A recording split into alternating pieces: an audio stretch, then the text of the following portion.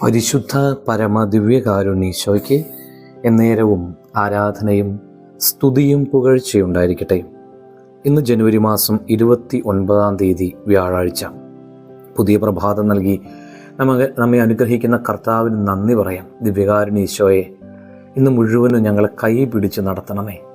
ആപത്തിലും അപകടത്തിലും വീഴാതെ ഞങ്ങളെ കാത്തു പരിപാലിക്കണമേ. ലൂക്കാ സുവിശേഷം 15 അധ്യായം 4 വചനം ധ്യാനിക്കാം. നിങ്ങളിൽ ആരാണ് തനിക്ക് 100 ആടുകൾ ഉണ്ടായിരിക്കെ അവയിലൊന്ന് നഷ്ടപ്പെട്ടാൽ 99 മരുഭൂമിയിൽ വിട്ടിട്ട് നഷ്ടപ്പെട്ടതിനെ കണ്ടുകിട്ടുവോളം തേടിപ്പോകാത്തത്? 99 മരുഭൂമിയിൽ വിടുമ്പോൾ ഇടയന് ഒരു വിശ്വാസമുണ്ട്, ഇവരാരും വഴിതെറ്റി കൂട്ടം വിട്ട് പോവുകയില്ലെന്ന്. കർത്താവിന് നമ്മയൊക്കെ അത്രമാത്രം വിശ്വാസമാണ്. നാം വിശ്വസിക്കുന്നവർ നമ്മെ ചതിക്കുമ്പോഴുണ്ടാകുന്ന വേദനയുണ്ടല്ലോ, അത് നമുക്ക് സഹിക്കാൻ പറ്റാത്തതാണ്.